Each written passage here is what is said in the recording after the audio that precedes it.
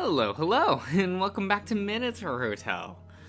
That was like a lovely afternoon with the other Minotaur, right? Right.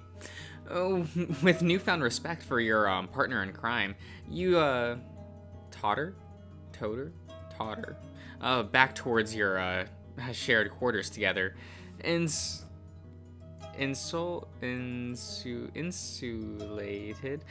from shame by a heady mix of pure exhaustion and camaraderie. It's gonna be one of those episodes, clearly, but not before re-racking your weight and wiping down the benches as is proper. The thought surfaces as as you hobble along that it might be inappropriate to head straight to your quarters without bothering to shower first. However, you're too annoyed at the prospect of climbing 4 flights of stairs to worry about the fact that you and Asterion both look like you just participated in a wet t-shirt contest. You take a quick shower, then go check on the exploration team. Let's check in on the exploration team. Looks like your team found something. You found a poem written in very old parchment, a small memento from Asterion's past. You can read it by opening the files in the menu. Those are piling up, aren't they? It is what it is.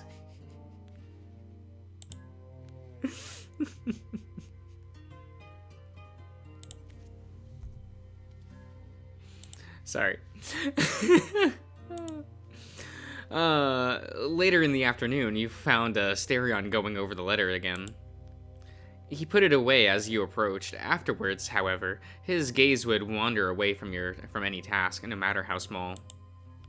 His mind was elsewhere, perhaps swimming in the dark of the cold room in which he had been locked.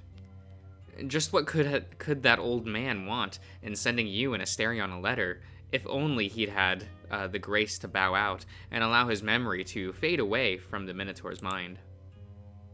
You asked Asterion to remain by your side. You, manned the lazy reception. Yeah, you manned the lazy reception together, which allowed you to keep his mind busy with chit-chat.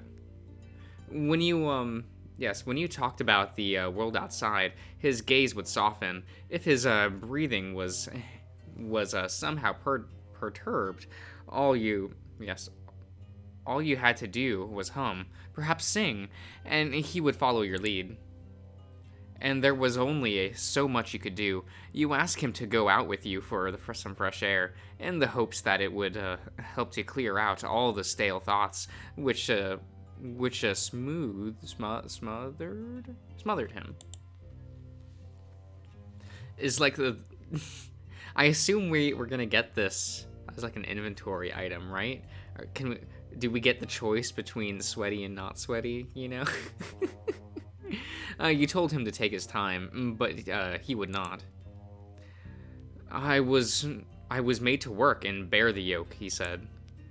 To which you respond with tender grace, If that's so, then would you be so kind as to tidy up the garden where Lord Hades' statue is? Your words were music to his ears. He wasted not a single minute and trotted down to his task, one which would hopefully bring him some measure of peace. Some alone time, as much as he needed, even if he was unwilling to allow it for himself, without a proper excuse, would do him well. And so you spent the rest of the afternoon alone in your office, looking over the previous master's documents and belongings. The drawers were filled with finely organized folders containing intricate records of all the guests the hotel had housed, going back to the early 20th century. And yet, the paperwork could not lie. Jean's methodical record keeping was replaced almost overnight by Clement's contemptuous carelessness. Lipstick marks on the same sheet where Asterion's scrawls detailed damage to rooms and facilities. Okay. The report crossed over with a thick black ink. Cigar burns on complaints from staff and underpaid wages, pleading for their superior to take the mere minutes required to fabricate the diamonds that were promised. Spilled coffee and beer on a dozen or so check-in sheets of young women with fine and noble-sounding names. You then found another ledger shoved down the very bottom of a drawer, which detailed the employment of every staff member from the 40s to centuries back. Every new worker and what they were owed, their date of retirement, plans for how they would be cared for even in their frailest old age. Employees from 100 different countries: China, Mexico, Egypt, Brazil. And now, after spending hours sorting through the predecessor's mess, you get up from your chair and look out the window. The sky above, a snaking mass of clouds, letting through only shy peaks of the sunset orange above them, and the wretched valley below, stained with thousands of years of injustice, nevertheless provides a soothing breeze. What happened to all these people after Clement threw them out? One can only hope they managed to find their way home unscathed.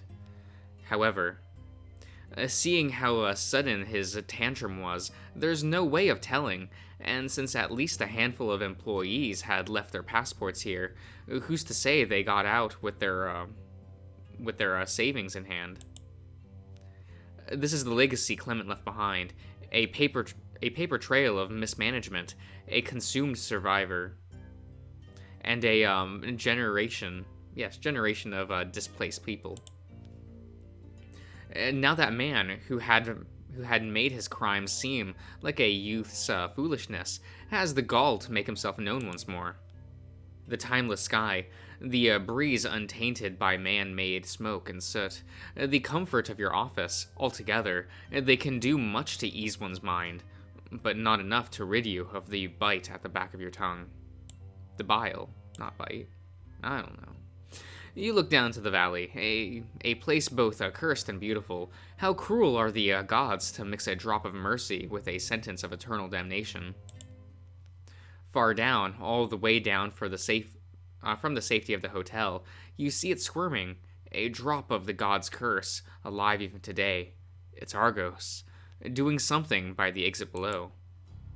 It has been a few days since he last called you. It's about time he caused trouble once more. You lay a hand over your armband. This time he can do no damage, even if you wanted to command Asterion out. Not even your desire could cause the Minotaur pain now. But you know him well enough to realize that even just Argos' flute is enough to cause distress. And so, like a disgruntled neighbor, you make your way down to the spiral staircase. And out of the valley. He does not see or hear your approach. He's absorbed in his work, placing a few objects by his feet of one of the statues lining the hotel's exit. The snake, the labyrinth's foreman. How sick is it that his being, whose mission is to torture Asterion, could not bring about a fraction of the harm a crazed, twisted human could achieve. One must wonder how frightful Argos's sadism can be when the snake holds no power to bring his victim out himself. You touch the armband. Now, neither do you. Hello, Argos. Master! How did you? I saw you from my office. It seemed like you were trying to start trouble again, so I thought I should just come down and get it over with. Trouble indeed. I know all about it. But, get it over with. Sire, you have only just arrived. Why the hurry? I really don't have the time or patience for your antics. I'd rather you just tell me what you have to Then I'll tell you what I think about it, and we can go back. We can both go back to our lives. Oh, my lord, what is it that ails your spirits? Has the Minotaur failed his duties somehow? Has the guest disrespected your hospitality? Not a word about Asterion. He's done nothing to cause any ill will, and our guests bring only joy. Don't imply such things again. I won't stand for it. I have overstepped, have I not? I regret my words, and the distress they have brought upon you, my lord. It is not my goal or desire to bring strife to you. Yours should be a life showered with the finest of pleasures, plentiful in milk and wine, such like Elysium is said to be. You say that, but you've caused me nothing but strife, second only to what we experienced recently. I received a very unpleasant letter from Clement a couple days ago, you know. It reminded Asterion of everything that happened to him and the previous guests. It's all fine now, but I'm still not in the mood to deal with you on top of all that. The snake's gaze drops to the ground as he readjusts his pelt. His shoulders droop, his tongue shooting out. Half a dozen times. His tail coils around itself. And last he looks back up at you, like a child at a teacher. While it is my duty to inflict distress and grief upon the hybrid bull, I am also meant to assist in your affairs. Sorry. I just need to move something.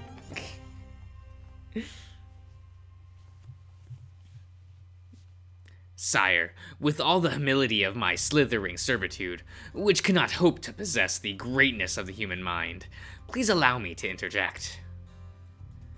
Are you sure this letter comes from Clement? Who else could it be? I don't know anyone else who'd do something like this. Could it be a prank? Mankind is supposed to be playful, yes?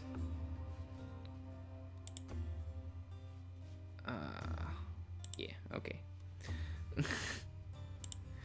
Maybe a reprobate?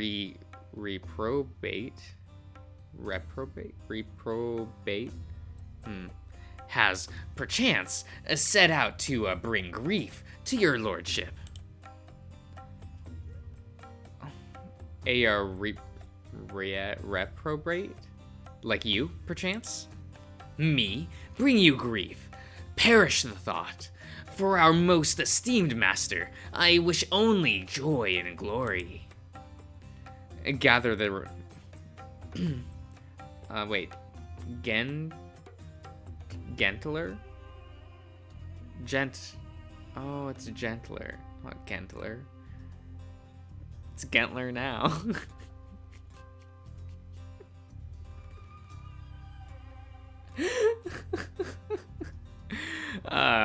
Gentler than rain. The snake lets out a sweet, playful hiss. Sure, whatever. So Argos, why were you going to call me out here today? What are you planning this time? Ah, my moment to shine arrives. Indeed, I have yet another task for you and your followers. I've gathered a treasure trove of artifacts for you, my lord. You may possess them, and they're, no thank you. Pardon? If your proposal hinges on sending Asterion out, I'll have to deny it regardless of the reward. But sire, what I have here is truly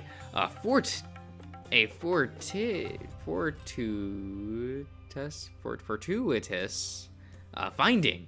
It's an essential document which Clement threw down into the valley during his rage.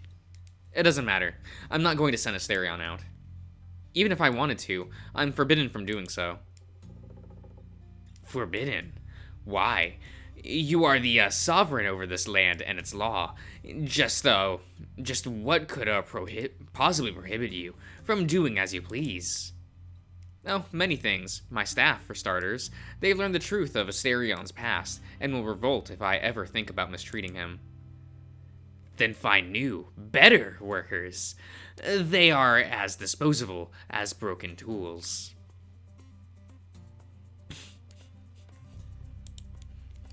You rub your temple and give him a glance. Argos shrinks back on himself.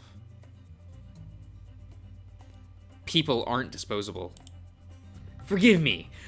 From your tone, I assume again, a fox, pause,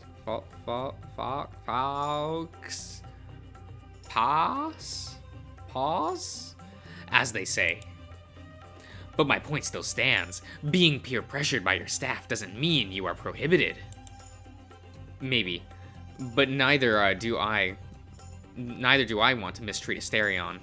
And there's a third factor as well. You tap the lead armband. This. Oh, what a drab piece of jewelry, my lord. This armband is part of a contract, Argos. It binds me from sending Asterion out here. What do you mean? That's impossible. You can't forbid yourself from doing the master's duty. The labyrinth would never enable such a thing. We were a bit creative, you see. If I send Asterion out, or allow anyone else to coerce him, then this armband will amputate my arm. The snake's eyes pass over your armband, as if trying and failing to find anything noteworthy about it. It is as though he cannot comprehend what you mean. In other words, if I send Asterion out, I will bleed to death. The contract is binding and cannot be revoked. I will never, ever be able to send him out. Chances are, he'll never come out here again, for as long as I live, and believe me, I intend to make sure my successor upholds the same standard. This is the end of your mission, hopefully, the end of it for all eternity. I'm putting a stop to this senseless torture for good. All at once, Argos crumbles. He sways and leans back, as though being swung around. The snake holds and squeezes his head, until a knife of gray iron sinks into his breast and severs his life thread in a pang of agony. He crumbles like flowers undone, torn from their stalks, and cries like a boy mourning his father. No, by the 12, by bright-eyed Athena, by all-powerful Lord Zeus, this cannot be. He lunges forward and grabs you up in a hug. He corrupted you, tarnished your very flesh with this curse. You are tainted, my lord, dirty with the fetid contract. There must be a way to release you from these shackles, a loophole, an inconsistency. There's no turning back. This is how things will be from now on, for good. So I suggest you take your little... Forget the treasures. What are they good for if you can't? If I can't. By the 12, what a wretched contract.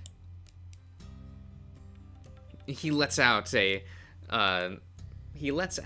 chest-heaving, heart-rendering sob of a child. Perhaps this is what he deserves. This snake meant to torture a prisoner. And yet, what harm has he brought compared to the dozens, hundreds of masters before you who held the power to stop all harm from coming to the Minotaur, and did not? This sorry beast is but a blip in the grand scheme that has brought Asterion so much suffering.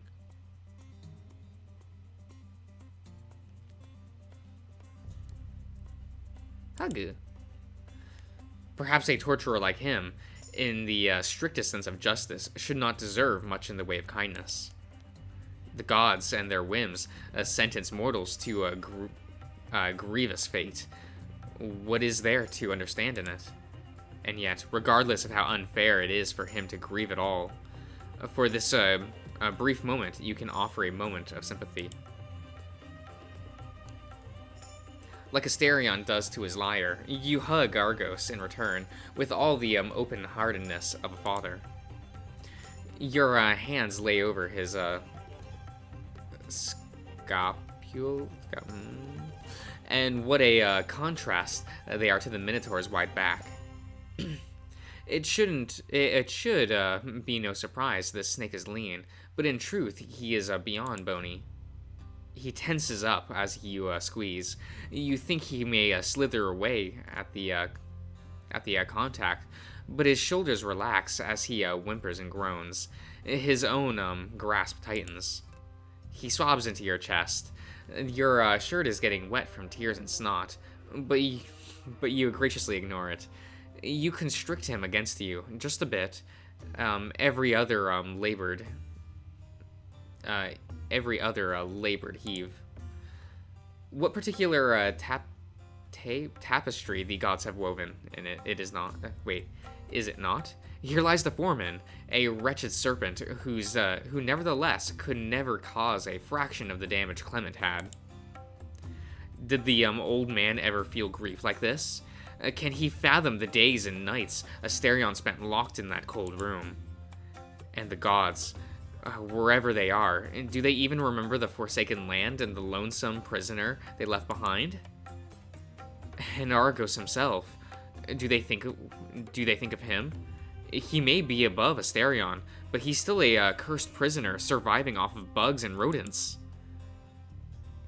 But when you look at him, when he speaks to you, is he cognizant of the wretchedness of the fate he's been assigned? He bears his duty like a badge of honor, when in truth it is a shackle as tight clasped as the Minotaur's. He gives you one final squeeze, and still buried in your chest. He may not wish to let go, but there is no delaying the disentangling of limbs. You ought not apologize for your actions. The contract, the armband, all of it is fair and just. And yet, after witnessing Argos's wailing, wouldn't it only be fitting to say you are sorry? One should never apologize to a torturer, however. So, instead, you say the second best thing. It's unfortunate things have come to this, but it is what it is. I see. The snake looks to the stash of trinkets he had been placing at the feet of the statues, then back to you. My intention was for you to send Asterion deeper into the valley to retrieve another offering. But in truth, I meant to deliver the reward to you regardless of the results. So go on, have it. Forget the task, just take it. It should belong to you regardless. The Orcher?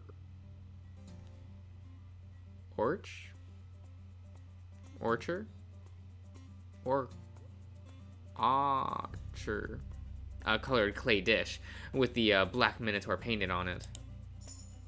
A set of clay dolls mounted on a single base, a round Minotaur holding a human's right hand, and a snake person holding the man's left. Almost a nativity. A nativity, yes, with how wide they smile. And under it all is a sheet of parchment, aged but as intact as the day it was created. What's all this? Argos looked at the clay dolls as he rubbed a forearm on his snotty. Wait, rubs a forearm on his snotty nose. Yes, okay.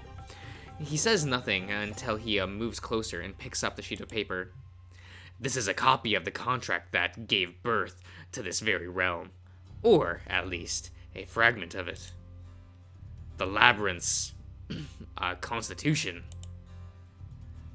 Your contracts are powerful, my lord, but make no mistake, a human's will can never compare to that of a god.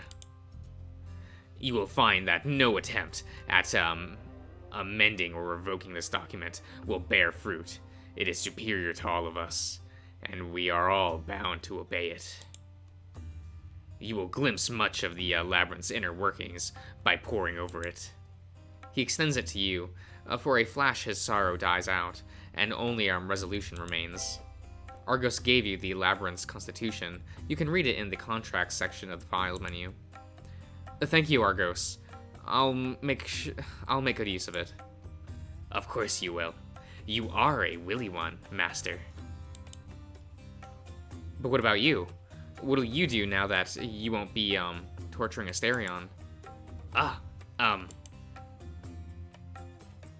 The desert wind, howls as the foreman's gaze, shies away. What life could this wretched being have now? Would you mind answering a few of my questions? Your wish is my command, Master. Do you have any family? Is there someone waiting for you down in the depths of the valley? A village of snake people, or a magical animal of sorts? Anyone you can talk with? Oh, but of course! That's my pelt for starters. Oh, there's my pelt for starters. You mean the one you're wearing? Yes, what else? It's been handed down for generations of Argoi. It is our inheritance and our constant companion. And that's not all. You've seen the kind creatures who roam this valley. They crawl, the crawling, shrieking ladies, and all their family of coal-born beings. Yes, but they don't talk, do they? It's not company. You just mean having generations before you? You just mentioned having generations before you. Do you have a father or a grandfather? I have pedigree. I have pedigree. Excuse me, my lord. But not in that sense. I did not meet my predecessors. No, they toil in their own time, and now I bear their mantle. So you've been alone here for... How old are you? Who raised you? I was no helpless infant, my lord. I raised myself, as all servants ought to. And what a puzzling question that is. How old am I? How should I know? Do humans count and name each day and night? I would never bore myself with such a task. You grew up alone, and you don't know how old you are? But that doesn't make sense. How do you know how to speak, and what you're supposed to do? You mentioned the gods, you mentioned the Greek heroes and gods, but how do you even know who they are, who they were, and what they did? His smile broadened, but his eyes remained half closed as if in caution. Can't you guess it yourself? I can't see any logical explanation, no. The labyrinth tells me, Master. Its mind has told me all I need to know. It has been a long time since they last spoke, but all I know comes from them. No, Argos. I've never heard of such a thing. This place has not one, but multiple minds? Just like any regular human. Or perhaps, does my dear lord lack the competing wants and desires that so plague mankind? Competing? It was probably competing. Do you not feel conflict, greed or lust clashing with humanity and chastity? Listen, having a set of wants at odds with each other is not the same as having multiple minds. That's a whole different thing. Heh, you still have much to learn. Do you perhaps think your mind alone is capable of commanding the realm to craft all that you may wish for? The labyrinth's mind hear your plea, read your instructions, and they do the dirty work of putting it all together. Say, have you tried creating life yet? A pet, a tree, flowers perhaps? I remember trying to make flowers, yes, but with no success. Of course not. You barely know the full extent of your powers. And you've already signed them off to the hybrid. How about I teach you a trick? A little revelation for your personal enjoyment. I'm gonna end the part here. So I will see you around.